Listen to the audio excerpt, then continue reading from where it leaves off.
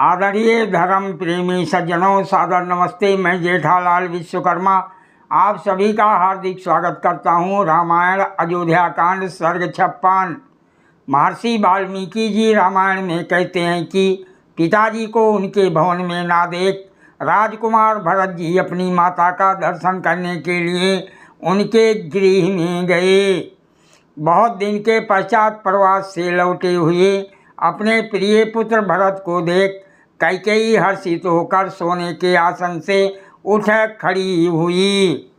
महात्मा भरत जी ने शोभाहीन अपनी माता के गृह में प्रवेश कर माता के शुभ चरणों को छूकर प्रणाम किया। कैकेयी भरत जी का मस्तक सूंघ उसे हृदय से लगा और गोदी में बैठाकर उससे पूछने लगी, हे वत्स, तुम्हारे नाना अश्वपति और मामा युधाजित तो कुशल पूर्वक है ना? प्रवास में तुम सुखपूर्वक तो रहे, ये सब मुझे बतलाओ। माता के इन प्रश्नों के पूछने पर कमल नेत्र राजपुत्र भरत ने अपनी माता को वहाँ का सारा वृत्तांत कह सुनाया। आपके पूज्य पिता और मेरे नाना तथा मामा युधाजित कुशल पूर्वक हैं। हे माता श्री, अब मैं जो कुछ पूछूं वो मुझे बताइए। स्वर्णभूषित आपका ये पलंग महाराज के बिना सोना क्यों है?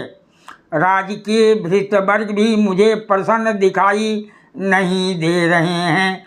महाराज प्रायः आपके ही भवन में रहा करते थे।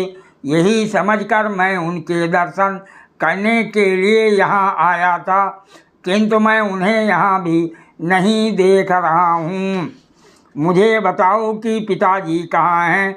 मैं उनके चरण जुगल में प्रणाम करूँगा। पिताजी ज्येष्ठा माता कौशल्या के घर में तो नहीं है क्या? राजलोभ से मोहित संपूर्ण वृत्तांत को जानने वाली कैकेयी महाराज का वृत्तांत न जानने वाले भरत जी से प्रिय संवाद के रूप में ये घोर अप्रिय वचन बोली। हे पुत्र, जो गति सारे प्राणियों की होती है, तुम्हारे पूज्य पिता भी उसी गति को प्राप्त हुए। तेजस्वी यज्ञशील महात्मा दशरथ जी सज्जनों की गति को प्राप्त हुए हैं। कैकेयी की ये बात सुनकर निष्कपट भरत पितृ शोक से व्याकुल होकर और हाय मैं मारा गया ऐसा कहकर सहसा भूमि पर गिर पड़े। चिरकाल तक भूमि पर लेटकर और रोते हुए शोकाक्रांत भरत ने अपनी माता से कहा, हे माता, महाराज श्री राम का राज्याभिषेक करेंगे और स्वयं कोई यज्ञ अनुष्ठान करेंगे ऐसा संकल्प कर मैंने प्रसन्न होकर अपनी यात्रा आरंभ की थी, परंतु यहाँ तो मैं उल्टा ही देख रहा हूँ। अपने सदा हितैषी पिताजी को ना देखने के कारण मेरा हृदय विदीर्ण हो रहा है। हे माता, पिताजी को कौन सा रोग था कि मेरे आने से पूर्व ही वह परलोकवासी हो गए? श्री राम आदि बंधु धन्य हैं जिन्होंने पिताजी का अंत्येष्टि संस्कार किया।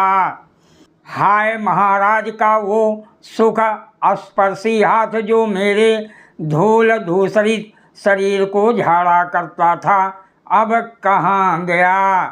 अच्छा, अब जो मेरे भ्राता पिता और बंधु हैं, जिन बुद्धिमान का मैं दास हूँ, उस सरल स्वभाव राम के विषय में मुझे बताओ, वह कहाँ हैं?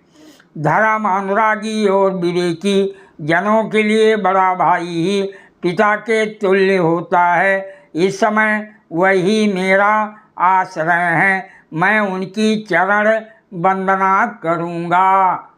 सादर प्रणाम। जय सिया राम जी।